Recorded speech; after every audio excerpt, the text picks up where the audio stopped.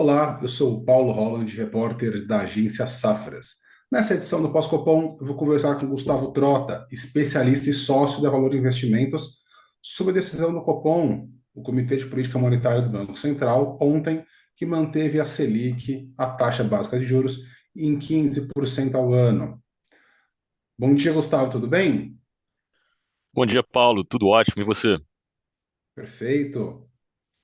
Gustavo, era essa a estimativa, a manutenção de 15% da Selic que o mercado trabalhava? Isso era um consenso, né? Acho que não houve uma surpresa nessa decisão do Copom que ele anunciou ontem, né? Exatamente, Paulo. Já era, de certa forma, um consenso nessa decisão pela manutenção nos 15%. O que, de fato, a gente esperava era um pouco dessas sinalizações, né? Acho que a decisão já estava consensual, já era clara, mas, de certa forma, entender as entrelinhas, né? O que foi discutido, o que mudou em relação à reunião do Copom era importante. Por quê? A gente teve dados de agosto, por exemplo, onde a gente percebeu uma deflação, né, muito mais pautada a setores voláteis, é uma verdade, né, como desconto do bônus de Itaipu, o próprio desconto do mês do cinema, né, que isso ajudou bastante em relação a percebermos um índice deflacionário no mês de agosto. Quando olhamos para os núcleos, né, os serviços, essa sim é uma inflação que continuou em alta. Então, era esperado, de certa forma, entender um pouco mais sobre o que seria comunicado lá. Tanto é que a decisão de ontem, também da política monetária dos Estados Unidos, tem um baita fator que impacta a nossa política monetária também. Ah, não, legal, cara. Você não vai comer as minhas perguntas, não. Peraí. O que você achou do comunicado? Algum ponto que mereça destaque? Você achou que o Copom continuou sendo cauteloso, duro? Como você vê esse comunicado de ontem? Tá? Olha, foi bacana no seguinte ponto, eu acho que a gente pode focar nas mudanças na comunicação. A gente percebeu que mantiveram, né, essa ênfase no termo bastante, que eles podem manter os juros a 15% por bastante tempo, mas o que a gente percebeu foi justamente uma retirada daquele termo de possibilidade de aumento de juros caso necessário. Então, isso era um termo que eles utilizavam bastante nas últimas duas reuniões, salvo engano, que foi retirado dessa reunião, né? Então, a gente já enxerga que, poxa, é provável que não exista justamente um aumento, caso a inflação descontrole e tudo mais. Eles já enxergam que a manutenção pelos 15% já é mais que suficiente. Então, foi um ponto importante, né? Além disso, a gente viu o próprio Copom reajustando as projeções ali de inflação, em linha com o Focus, né? Então, isso foi um ponto importante, né? O Focus ele vem apresentando uma queda na inflação segunda após segunda, então o Copom já enxergando isso, acaba sendo um fator que nos sinaliza o motivo dessa retirada de termo, talvez, de uma necessidade de aumento de juro. A gente pode falar que, ao menos por hora, o Copom sacramentou o fim desse ciclo hawkish. Olha, eu acho que é difícil de falar do fim do ciclo hawkish, né? Porque a gente não existe, de certa forma, um consenso, né? Eu acho que o mercado ainda precifica bastante que nesse ano a gente não vai ter uma redução de juros, né? Grande parte já precifica isso somente para janeiro do ano que vem, mas algumas casas já falam que pode acontecer uma redução em dezembro, né? Então, assim, mesmo a manutenção, né, em 15% com o juro a nível que está, acaba sendo uma medida contracionista, né? Um termo mais hawkish ainda. Então, acho que é difícil ter essa sinalização, né? Mas, de certa forma, a gente pode interpretar que essa continuação da manutenção dos juros, ela pode lá na frente, né, principalmente numa próxima reunião, onde, dependendo dessa janela de sinalização, o que a gente vai perceber de emprego, né, que o mercado de trabalho ainda está super aquecido, a gente pode ter uma noção muito mais clara, acho que na próxima reunião. O Copom, há algum tempo, retirou o guidance dos comunicados, né? E muitas análises de ontem, ó, como você falou, algumas sim, outras não, mas eu creio que eu tive contato com mais análises que foram que concluíram que o Copom abriu as portas para o início do corte dos juros em dezembro. O que que você acha disso? Você vai nessa linha ou não? Acho que o Copom vai esperar janeiro para começar esse corte na Selic. Olha, eu acho que isso é bacana, né, o Paulo, porque a gente entra num fator que, obviamente, ligado ao racional, né, sobre os comunicados, sobre o que cada agência enxerga em relação às análises de indicadores e tudo mais, a gente tem conclusões diferentes, né? Isso é importante para o mercado.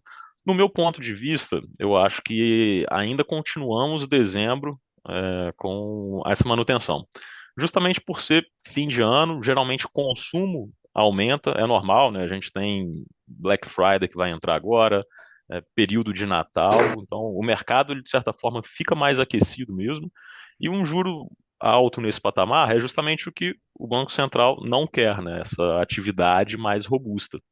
Então, pode ser que a inflação ande um pouco mais do que o esperado nesses próximos meses, né?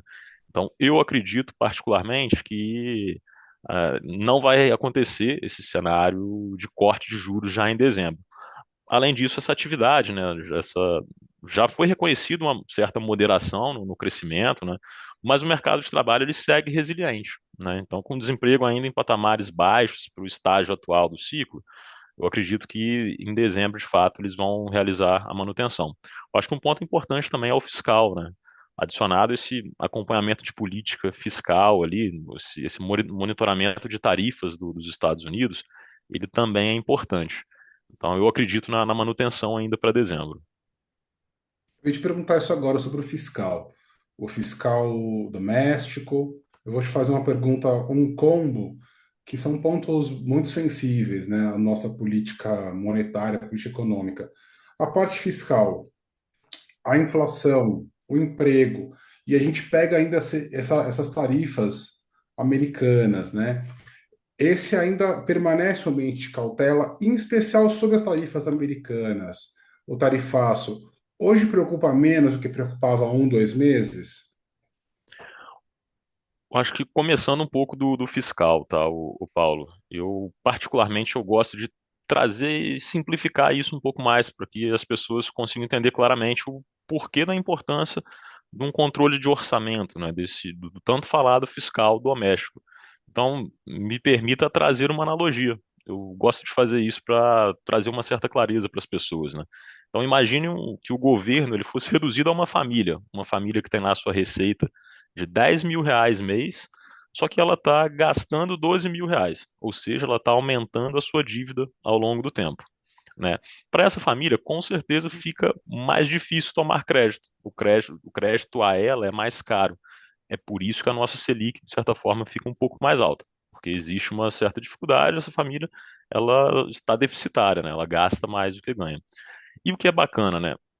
A visão das pessoas de fora enxergam que essa família está vivendo muito bem, porque essa família tem um gasto muito alto, porque ela sai para jantar fora todo fim de semana, troca de carro a cada ano e por aí vai. Quando essa família decide reorganizar, né, ela organizar financeiramente, continuando com a sua receita de 10, mas gastando somente 8, isso vai ajustar suas contas, né, ela vai passar a ser superavitária, ela vai conseguir ao longo do tempo ter um crédito mais acessível, com menor custo, mas para as pessoas lá de fora vai parecer que elas estão piores do que antes, né? Elas vão, para conseguir ajustar isso, elas vão deixar de comer fora todas as semanas, vão deixar de trocar de carro, então acaba sendo um ajuste necessário, né, que essa família tem que fazer.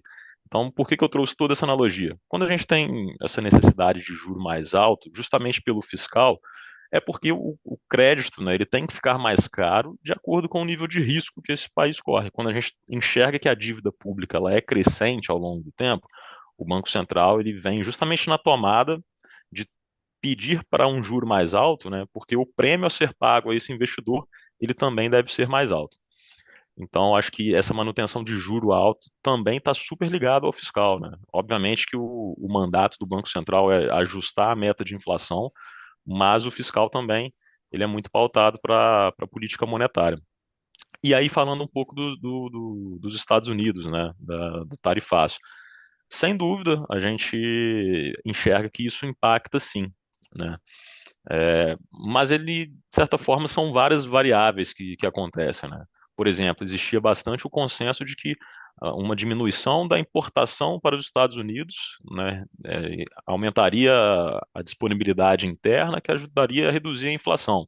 Mas a gente percebeu no primeiro mês pós-tarifaço que as exportações continuaram crescentes, só foram readministradas, né? Elas não foram direcionadas aos Estados Unidos. Então não foi uma verdade, né?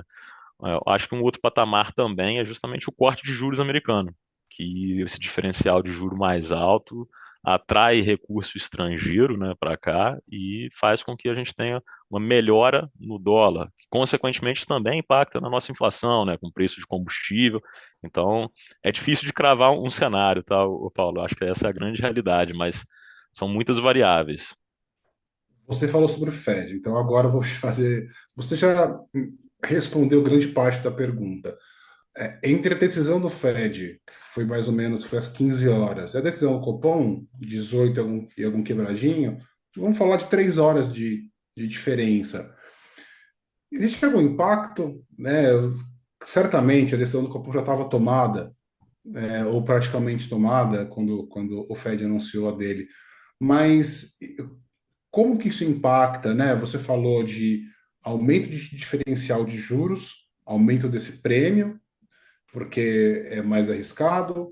O dólar, a gente vê um fluxo muito intenso, o dólar hoje operando abaixo dos 5,30, parece que vai permanecer pelo menos a curtíssimo prazo nessa faixa. Também isso ajuda na inflação, porque os itens dolarizados naturalmente vão cair de valor, vão diminuir o valor. Como que fica essa relação Fed-Copom? O Fed cortando, com mais dois cortes precificados para esse ano, pressiona o Copom a eventualmente começar a cortar os juros mais cedo? Olha, sem dúvida, tá, Paulo? Acho que esse diferencial de juros, hoje, se a gente for pautar pela. Ele ajuda bastante todo o mercado emergente como um todo, né? Essa redução dos juros lá fora. Só que o Brasil especificamente, porque a gente é o maior juro real do mundo hoje. Então, quando a gente olha os últimos 12 meses de inflação e a nossa taxa básica de juros, né, a nossa Selic, é o maior diferencial em relação ao mundo inteiro. A gente só perdia para a Rússia alguns meses atrás, que a gente nem considerava um país investível por conta da situação de guerra, mas não é a realidade, né? Eles cortaram juros lá. Então, o que é interessante, a gente percebendo esse diferencial, acredito que o seu ponto sobre essa diferença de horário somente da reunião, né? Se talvez impactar a decisão do Copom, eu acho que talvez impactar a decisão final, não, mas diz muito para eles, é muito material para eles discutirem, né? Ainda mais que o Paul ele anuncia logo em seguida os motivos, né, do que foi tomado. E um ponto importante, né? O mandato do Banco Central americano ele é um pouco diferente do brasileiro. Lá eles além do mandato de trazer inflação à meta, eles também têm a decisão do pleno emprego, né? E foi justamente isso que fez com que eles acelerassem esse corte, né? O mercado saiu de dois cortes para o ano para três, né? Antes da decisão de ontem, e isso fez com que isso traz o diferencial de juro, que é justamente o que você comentou, né? Que a gente tem esse movimento de carry trade. É o investidor lá de fora trazer recursos para cá, correr o risco cambial, porque aqui ele correndo menos risco, né, investindo numa renda fixa, por exemplo, ele consegue ter um ganho financeiro satisfatório. E com esse fluxo de moeda que entra para cá, a gente percebe uma possibilidade de recuo de dólar, que é o que vem acontecendo, e com esse diferencial maior ainda, né, com a perspectiva de juros de manutenção aqui, até o fim do ano, e mais alguns cortes ainda nos Estados Unidos, é provável que esse dólar caia um pouco mais, ajudando assim na inflação. Então, sim, sem dúvida, impacta na decisão do Copom, porque se essa inflação reduzir mais do que o esperado, eles podem já pensar numa política de redução ainda para o ano. Só que um ponto que eu acho super importante da gente pautar é que geralmente essas reduções elas vêm de setores mais voláteis, né? Como o próprio preço de itens dolarizados, combustível, minério de ferro, enfim, próprio trigo, né? Então, são itens mais voláteis. que estão totalmente pautados à oscilação do dólar, né? Eu acho que o Banco Central ele visa muito entender um pouco mais dos núcleos para ele, de fato, entender se a política contracionista está fazendo efeito ou não, que são aquelas dos serviços, o quanto que a mão de obra mesmo está crescendo esse valor ao longo do tempo. E Gustavo, para a gente finalizar, então eu entendo que você projeta uma Selic para 25 em 15% por hora. Daqui a um mês a gente pode conversar e tudo mudar, mas você projeta 15% em dezembro. Inevitavelmente, o Copom vai iniciar um ciclo de cortes no ano que vem. E qual você acha que vai ser a taxa terminal da Selic para 26? Já que você crê em 15 para esse ano, para 26, tem alguma projeção? Quanto a gente vai acabar o ano que vem, essa Selic terminal, pelo menos para o ano que vem? Olha, legal, Paulo. Isso daí é muito difícil, tá? Porque a gente sabe muito bem, né? Eu acho que um grande exemplo foi o ano passado. A gente entrou 2024 acreditando em uma Selic terminal na casa de 10, 11, 12%, salvo engano, né? Que era o que o Boletim Focus nos mostrava. No meio do ano, tudo mudou. Então a gente saiu de uma projeção de 12, 10 para 15%, né? Eu acho que essa visão de prazos mais estendidos é um pouco difícil. Hoje o Boletim Focus fala na casa de 12 ponto alguma coisa também, né, para a Selic terminal em 26, o que eu acho que é super pertinente, porque apesar do Banco Central vir mostrando essa política mais contracionista e importante agora, um juro tão alto não é sustentável. A gente está percebendo recordes de empresas pedindo recuperação judicial. Então a gente sabe que ao longo do tempo, um juro tão alto, ele é muito prejudicial à economia. Então eu acredito sim no corte já em janeiro. E eu acho que eu estou com o boletim Focus pelo momento. Acredito na casa dos 12%, essa taxa terminal em 26. Perfeito. Gostaria de agradecer ao Gustavo Trota, especialista e sócio da Valor Investimentos, pela entrevista. A agência Safras está com uma nova programação de vídeos à disposição nas nossas redes sociais. Acompanhe, siga e se inscreva no nosso site e no nosso canal do YouTube para entender os movimentos do mercado. Muito obrigado, Gustavo. Até a próxima. Obrigado, Paulo. Até a próxima.